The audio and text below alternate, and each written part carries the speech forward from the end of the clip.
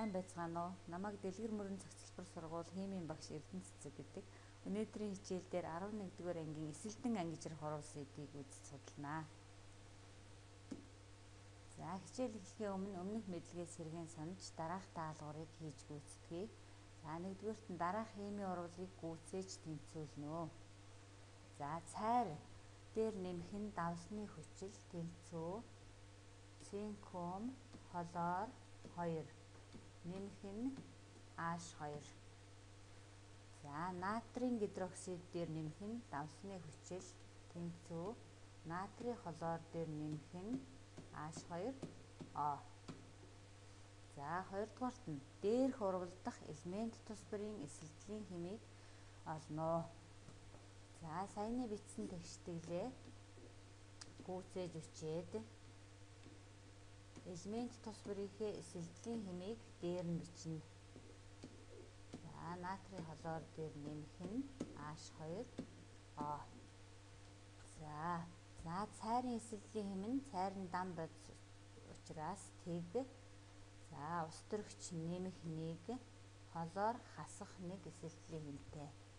За цайр нэмэх 2 хлор хасах 1. За ус төрөгч мөн дан бодис учраас тэг эсэлтлийн хэмтэй. За ус төрөгч нэмэх 1 натрий нэмэх 1 хүчил төрөгч хасах 2. За ус төрөгч нэмэх 1 хлор хасах 1 эсэлтлийн хэмтэй. Натрий нэмэх 1 хлор хасах 1 ус төрөгч нэмэх 1 хүчил төрөгч хасах 2 эсэлтлийн хэмийг үзүүлнэ.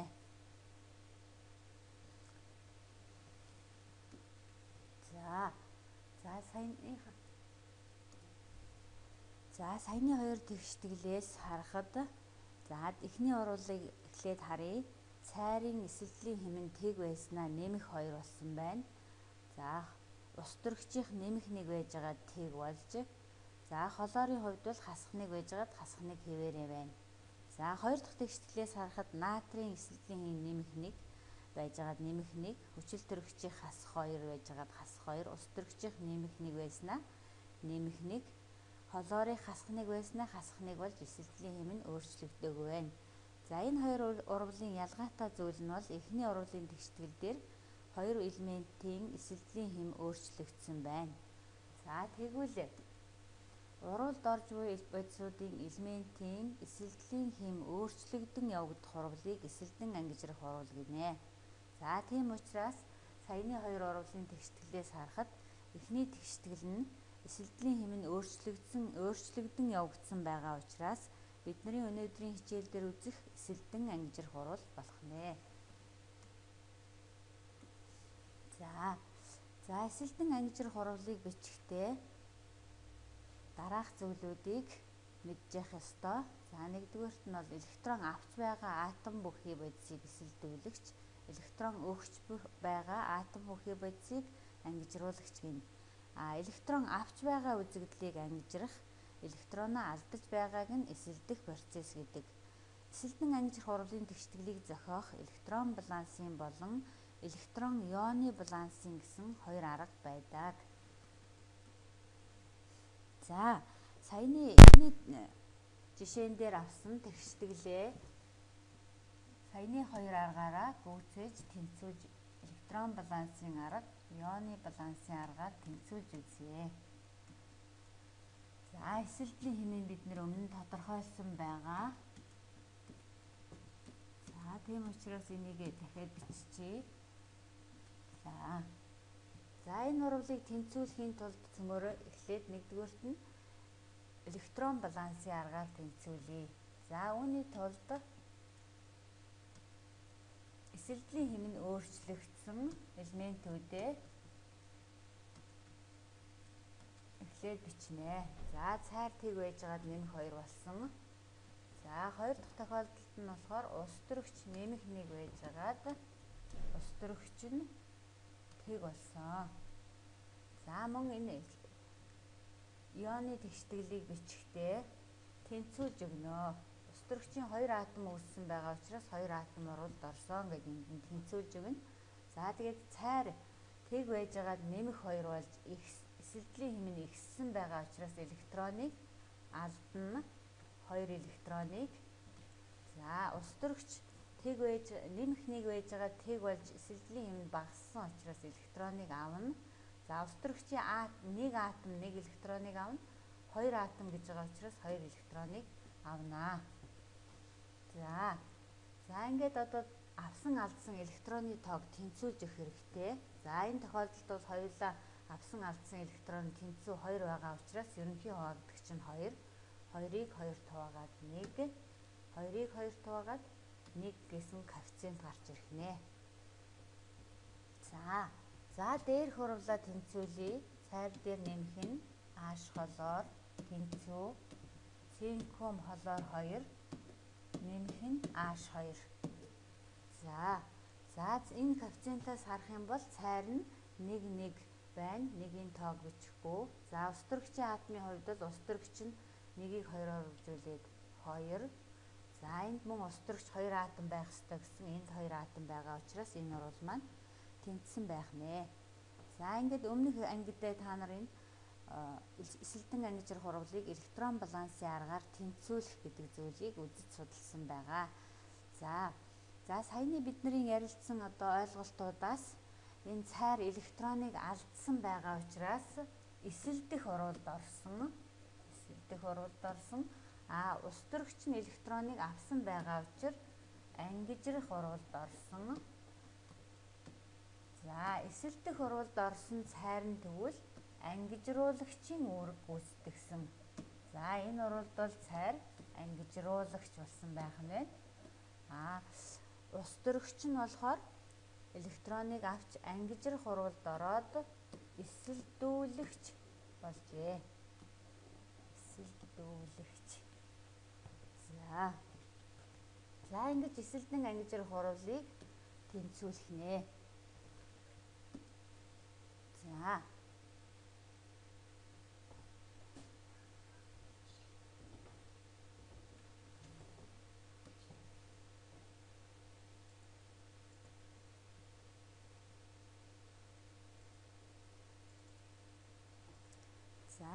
Дараах туршлагыг хүүхдүүдэд ажиглаад ямар одоо урвал явагдаад байгааг ярилцъя.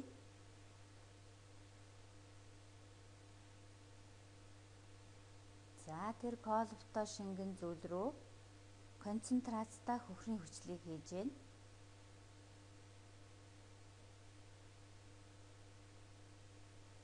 За тэр шингэн нь ус байсан байна. Устаа утааран тэгээд шилэн сахваар хутглаа.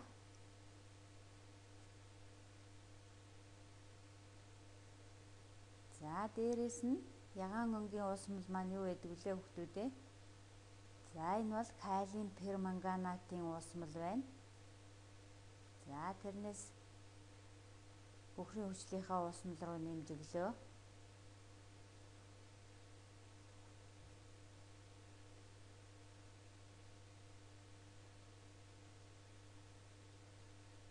За хооронд нь хольж хутгаад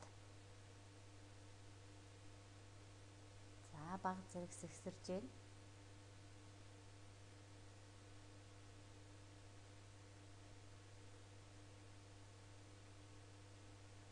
За дээрээс нь 2 валенттай төмрийн сульфатын уусмалыг нэмлээ. Уусмал ямар болсон бэ?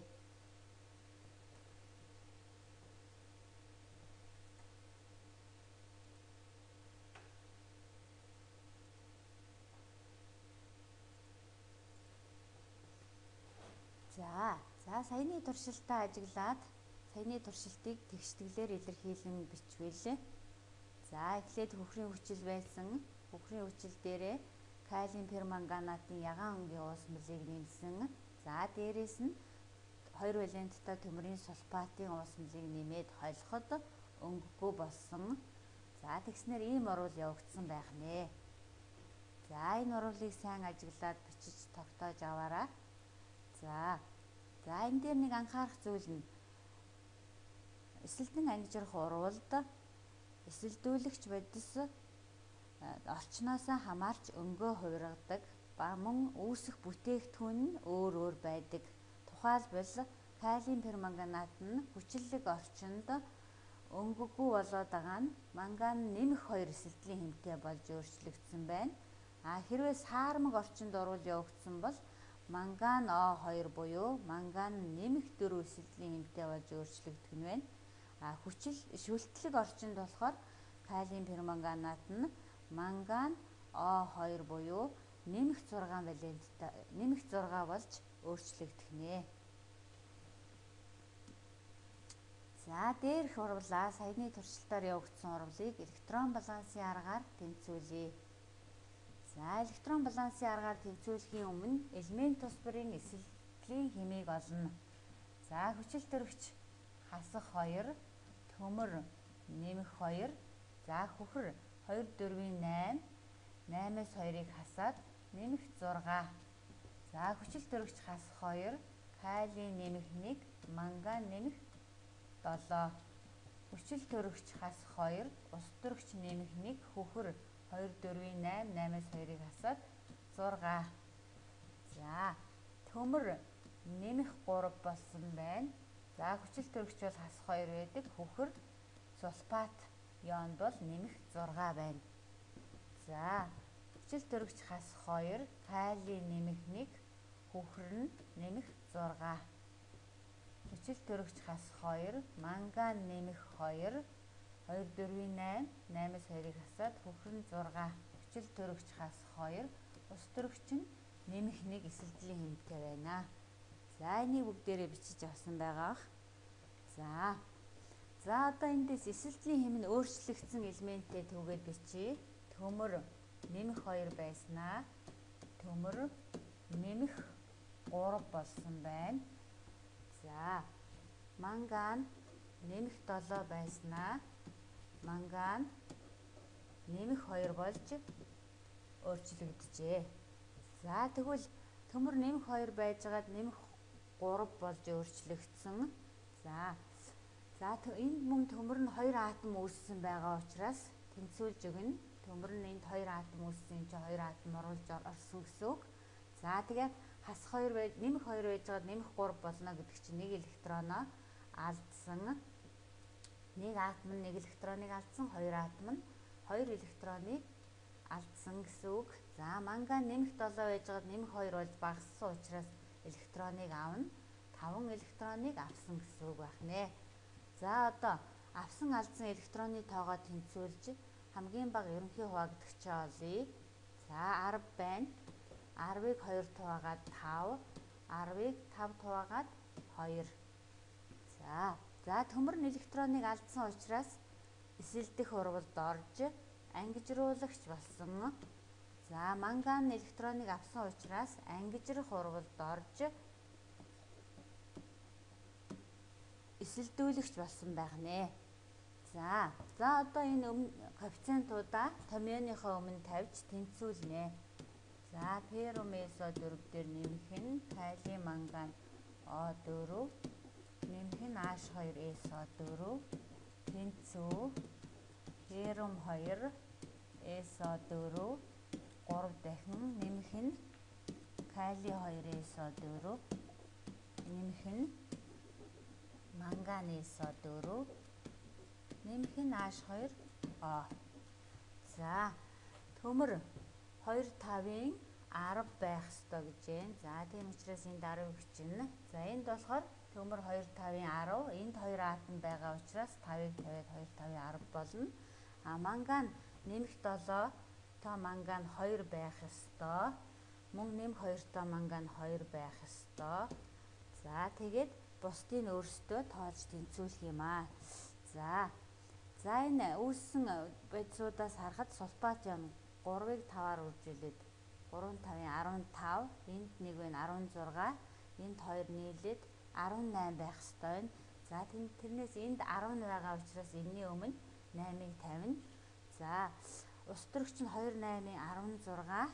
За өөр энд ус төрөгчүүд үүсээг байгаа учраас энд мөн 8-ыг тавьж өгч тэнцвүүлэх нэ. За урвал тэнцэж үгүй юу гэдгийг шалгая. За шалгахын тулд хүчил төрөгчөө тоолж үзнэ. За хүчил төрөгч нь 4-ийг 10-аар үржүүлээд 40. За За энд 2 4-ийн 8 гэдэг 48. 48 дээр 4 8-ын 32-ыг нэмээд 32 48 гэдэг чинь 80 болох нь байна. За энд 3 4-ийн 12, 12-ыг 5-аар үржүүлээд 60, 64, 64 дээр 2-ыг нэмээд 8 2 4-ийн 8 гэдэг чинь 8-ыг нэмэхээр 72, 72 дээр 8-ыг нэмээд 80 болж тэнцсэн байх нэ. За дараагийн тохиолдолд электрон ионы балансын аргаар тэнцвүүлэх. За мөн түрүүн бид нар нислэлтийн хэмүүдийг олцсон учраас энд ингээд өмнөх шигээ биччихнэ. За электрон ионы балансын аргаар тэнцвүүлнэ гэхээр за төмрийн хувьд бол төмрийн атом нь нэмэх 2 байжгаад нэмэх 3 болж нислэлтийн хэм нь өөрчлөгдсөн. Харин манган O4 буюу нийлмэл ионы байдалтай авч үзнэ. Электрон ионы балансын арга гэхээр тэгэхээр манган O4 нь манган нэмэх 2 болж нислэлтийн хэм нь өөрчлөгдсөн байна. За одоо электрон ионы балансын арга нь юугаараа ялгаатай вэ гэхээр хүчил төрөгч багтаа талд нь усны молекулыг нэмж өгнө. За тэгэхээр энд хүчил төрөгчийн атом байхгүй байгаа учраас энд нь усны ионыг молекулыг нэмээд өгчнэ. За энэ төмрийн атомын хувьд бол түрүүнийхтэйгээ ижилхэн нэмэх 2 байжгаад нэмэх 3 болсон. Мөн 2 атом үүссэн байгаа учраас 2 атом уралд орсон. За тэгээд энэ маань нэмэх 3 болж ихссэн учраас 2 электроныг алдсан.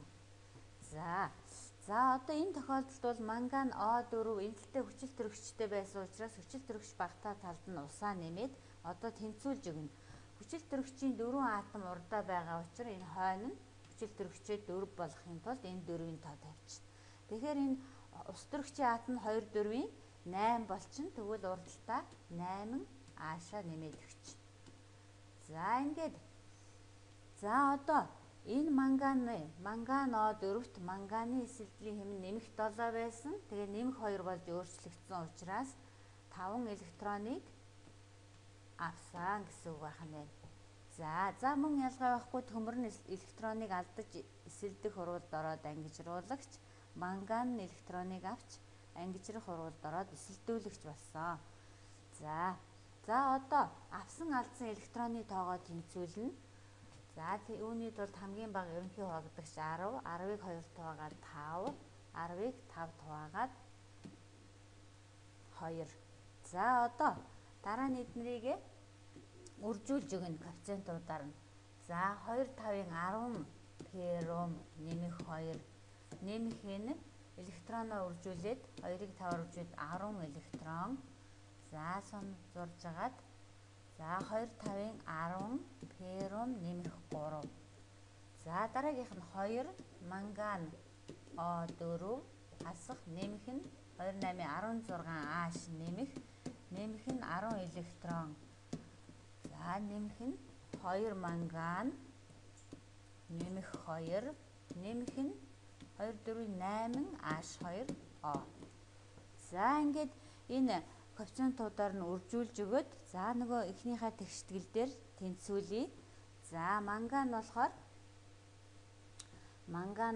2 энэний өмнө 2-ын тоо байгаа учраас энэний өмнө 2-ыг тавиад за пером болохоор 10 байх ёстой гэж энэний өмнө 10-ыг бичээд за дараачих нь пером 10 байх ёстой гэсэн энд 2 байна. Тийм учраас энэ 5-ыг бичнэ. За дээр нь манган нэмэх 2 байна.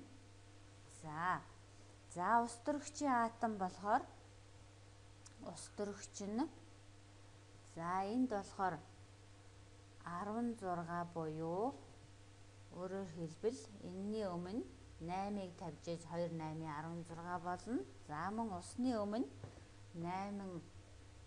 8-ыг тавиад за ингээд энэ урвал маань бас тэнцчихгүй юу гэдгийг бас түрүүнийхээ аргаар хүчил төрөгчөө тоолж үзээд тэнцвүүлнэ. За тэгээд та нар саяныхаа үздсэн зүйлүүдээ харж агаад энэ дараах дасгалыг бичиж аваад саяны 2 аргаараа хоёулангаар нь тэнцвүүлж үзээрэй. За гэрийн даалгаварт калиум перманганатын уусмал дээр калиум гидроксидын уусмал нэмж шүлтлэг орчинтой болгоод натрийн сульфид нэмэхэд калиум перманганатын ягаан өнгө арилжээ. За энэ дасгалыг дараах 3 алхмын дагуу хийж гүйцэтгээрэй.